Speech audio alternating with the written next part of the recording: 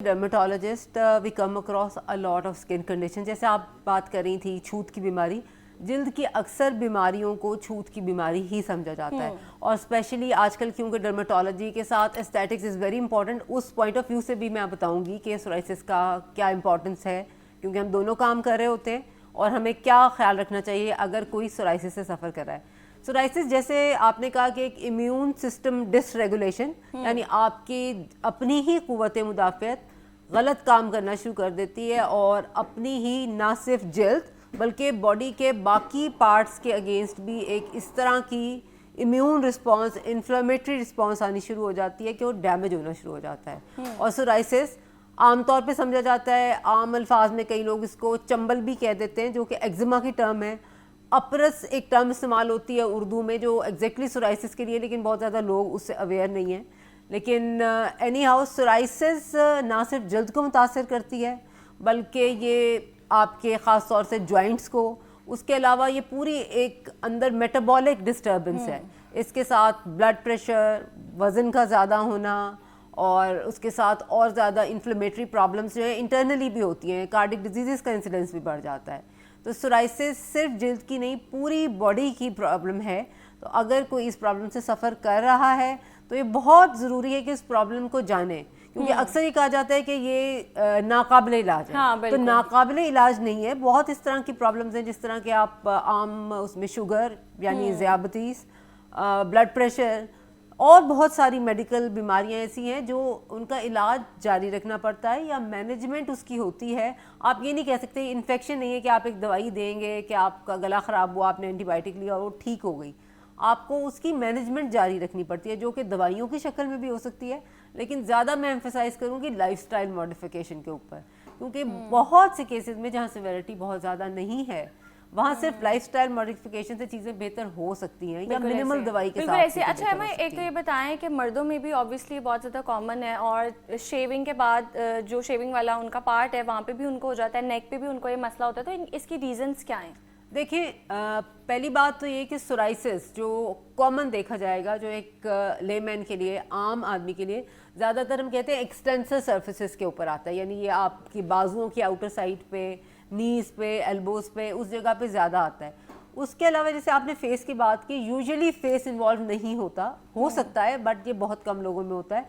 लेकिन ये है कि जहाँ पे कोई ट्रॉमा होता है, ट्रॉमा या कोई चोट लगी है या कोई कट लगा है या कोई बर्न हुआ है, उस जगह पे हम इसको कहते हैं ऑस्पिट्स या आइसोमॉर्फिक फिनोमेना.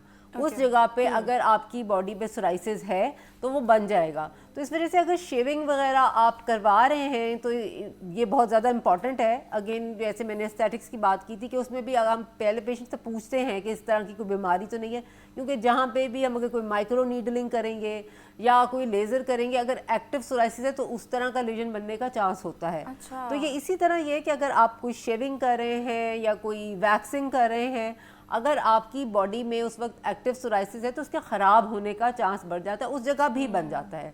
ये एक फिनोमेना है कि जहाँ चोट लगेगी वहाँ पर सोराइसिस का निशान बन जाएगा. तो उसको अगर आपने ख़राब होने से बचाना है, जहाँ और इन्फ्लेमेटरी चीज़ें, ये इन्फ्लेमेशन ही कॉज करती है. जहाँ पे चोट लगती है, चाहे वो बर्न हो, चाहे वो स्क्रैच पड़े, चाहे वो कट लगे, वहाँ इन्फ्लेमेटरी रिस्पॉन्स होती है. और ये हम कहते हैं एग्जैजरेटेड, यानी ज़रूरत से ज़्यादा बढ़ के वो इन्फ्लेमेटरी रिस्पॉन्स आती है और वहाँ सोराइसिस का निशान बन जाता है. अच्छा, लोगों के दिमाग में एक मिथ है कि उनको लगता है कि ये लग जाएगी, उनको छूत की बीमारी है, तो इस हवाले से थोड़ा सा गाइड करें. देखिए, छूत की बीमारी ये बिल्कुल भी नहीं है, क्योंकि जैसे कि हम बहुत डिटेल में, आपने स्टार्ट ही इस बात से लिया था और मैं भी काफ़ी बता चुकी हूँ कि ये इन्फ्लेमेटरी रिस्पॉन्स, यानी आपकी बॉडी की अपनी इम्यूनिटी जो है वो आपके अपने सेल्स को इन्फ्लेमेटरी मीडिएटर्स बना देती है. TNF अल्फा उसमें होता है, इंटरल्यूकिन 17 है, 23 है, 36 है, ये सारे रेज्ड होते हैं. अब आपकी बॉडी के केमिकल्स निकल के किसी और के अंदर जाके प्रॉब्लम नहीं कर सकते. तो आपकी स्किन के टच करने से या किसी सोराइसिस के पेशेंट की इस्तेमाल की हुई कोई कप इस्तेमाल करने से, किसी तरीके से भी ये सोराइसिस जो है वो एक दूसरे से नहीं लग सकता. और जहाँ तक ये बात है वर्टिकल ट्रांसमिशन की, कई दफ़ा बात होती है कि माँ से बच्चे को या क्लोज कांटेक्ट के साथ कि आपके बहुत जेनेटिकली ट्रांसमिट हो सकता है. जेनेटिकली ट्रांसमिशन का चांस है बट दैट इज नॉट 100%. ठीक है, हमें कॉलर ने ज्वाइन किया है, इश्तियाक है हमारे साथ. अस्सलाम वालेकुम. वालेकुम सलाम। जी इश्तियाक, सवाल कीजिए। जनाब मेरे चेहरे पे मोटे मोटे और बिजली जी बने मैंने फेकड़ी जी हम चेहरे पे। दोबारा रिपीट कीजिएगा, क्या सवाल किया आपने? जी मेरा चेहरा खराब हो गया ना, नहीं डॉक्टर साहब खारिश होनी बहुत हो, मोटे मोटे दाने जब बन बने जी। ठीक है, चेहरे पे खारिश होती है बहुत ज़्यादा और मोटे मोटे दाने बन गए।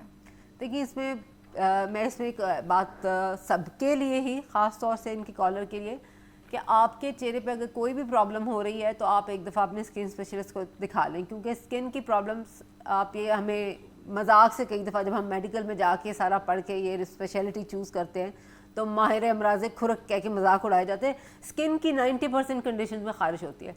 पर फिलहाल ये है कि ये कोई हार्श केमिकल, एंटी बैक्टीरियल साबन, टोटके चेहरे पे इस्तेमाल ना करें। आम सफ़ेद साबन से अपना चेहरा धोएं, उसके ऊपर कोई भी माइल्ड सा मॉइस्चराइज़र जिसमें बेहतर है कि कलर और खुशबू ना हो वो इस्तेमाल करें, और एंटी एलर्जी फ़िलहाल इस्तेमाल करें अगर बहुत ज़्यादा खारिश है। स्टीरॉइड क्रीम्स का इस्तेमाल ना करें, क्योंकि स्टीरॉइड क्रीम हमारे क्वैक्स जीपीज बगैर ये देखे कि ये कंडीशन क्या है लगवा देते हैं। जैसे दानों की बात कर रहे हैं, एज ग्रुप वगैरह भी नहीं पता, अनफॉर्चुनेटली स्किन देखना बहुत ज़रूरी होता है डायग्नोसिस के लिए। अगर एक्नी है तो ख़ास तौर से वो स्टीरॉइड से और ख़राब हो जाएगी। तो अभी फ़िलहाल एंटी एलर्जी इस्तेमाल करें, कोई भी हार्श केमिकल इस्तेमाल ना करें, साबन भी जो है कोई एंटी बैक्टीरियल, कोई बहुत ज़्यादा कलर्स वाला ना इस्तेमाल करें।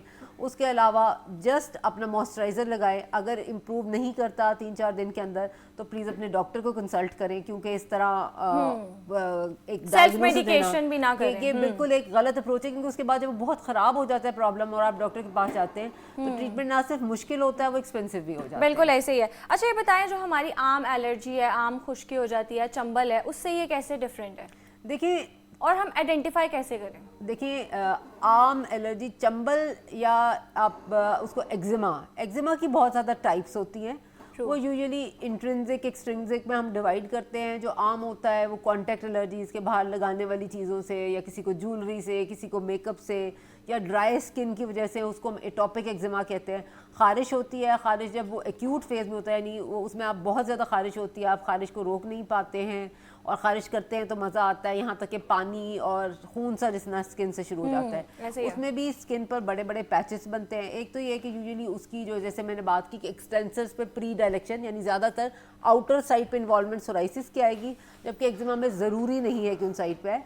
अगर एटॉपिक है यूजुअली वो फ्लेक्सुरल साइड पे होता है, या कोनियों के अंदर या टांगों के पीछे स्किन बहुत ज़्यादा ड्राई होगी, रेड वैसे हो जाती है, फ्लेकी स्किन होती है, और उसके ऊपर जो छिलका आता है स्केल, वो जरा ऐसे होता है जैसे भूसे की तरह, वो आराम से उतर जाता है। अच्छा इस पे हम बात करते हैं। एक और कॉलर ने हमें ज्वाइन किया, सजाद है हमारे साथ। अस्सलाम वालेकुम सजाद, कैसे हैं आप? वालेकुम सलाम व रहमतुल्लाहि व बरकातहू। मैम क्या हाल है, खैरियत है? जी अल्लाह का शुक्र। क्या सवाल है आपका? मुझे मैम रात को खारिश होती है टांगों के निचले हिस्से पे। सॉरी क्या होता है? कमर खारिश होती है, खारिश। अच्छा खारिश होती है आपको, खुश्की होती है, वो टांगों के ऊपर और होती है रात को है। ठीक है ठीक है ठीक है। अब ये अगेन जो पहले सारी बातें की, ये कि खारिश होती है टांगों के अलावा अगर बाकी बॉडी पे भी होती है, जो कॉमन रात को होती है उनको सिर्फ। जो कॉमन इसमें इतनी इन्फॉर्मेशन के साथ डायग्नोसिस में दे सकती हूँ वो ये है कि एक तो ये अगर इनकी फैमिली में भी हो रही है या किसी ऐसी जगह पे रहते हैं जहाँ और लोगों को भी हो रही है खारिश, तो ये कॉमनस खारिश जो मुतअद्दी खारिश या स्केबीज जिसको हम कहते हैं, मोस्ट लाइकली वो हो सकती है। उसका इलाज आसान है, लेकिन दवाई के लगाने का तरीका थोड़ा डिटेल्ड होता है। उसको हम परमेथरिन 5% लगाते हैं गर्दन से नीचे पूरी बॉडी पे, कोई जगह नहीं छोड़नी है, ख़ास तौर से प्राइवेट पार्ट्स पे ज़रूर लगानी है, हाथ धोकर हाथों में भी लगानी है, पूरी रात लगी रहे, सुबह को वॉश करनी है। ये जो उसके एटलीस्ट आपने 3 डेज़ लगा के और आफ्टर अ वीक उसको रिपीट करना होता है। उसके साथ खारिश की गोली इस्तेमाल करें, और उसके साथ ये है कि जाने में तकरीबन खारिश की गोली लेने के बाद भी हफ्ते से 10 दिन का टाइम लगता है मुकम्मल खारिश को सेटल होने में। उसके अलावा कॉमन ये जैसे रात को इन्होंने कहा था और ये था कि टांगों के ऊपर हो रही है, ये हो सकता है, या अगर स्पेसिफिकली प्राइवेट पार्ट्स पे है तो एक जिसको धदरी या टीनिया फंगल इन्फेक्शन कहते हैं वो हो सकता है। अब इसमें अगेन मैं बार बार ये एम्फसाइज करूँगी कि प्लीज़ ये जो आपका कॉन्सेप्ट है कि आप ऐसे शोज़ के ऊपर बात करके या सोशल मीडिया का कंटेंट देख के या AI से अपना इलाज ना करें। अगर आपको स्पेसिफिकली स्किन की कोई ऐसी प्रॉब्लम जो आम मॉइस्चराइज़र इस्तेमाल करने से, खारिश की गोली लेने से बेहतर नहीं हो रही और 2 वीक्स का टाइम गुजर गया है, तो प्लीज़ अपने ट्रेंड डर्मेटोलॉजिस्ट से आप रब्ता करें। इंशाल्लाह आपका प्रॉब्लम 90% केसेस में उसी वक्त सॉर्ट आउट हो जाएगा। ठीक है, अच्छा ये बताएं, ये जो फैटी लिवर है इसकी वजह से सोराइसिस हो सकता है? देखिए, जैसे मैंने बात की कि सोराइसिस सिर्फ स्किन की प्रॉब्लम नहीं है, इसके साथ हम एक चीज़ कहते हैं मेटाबॉलिक सिंड्रोम एक्स।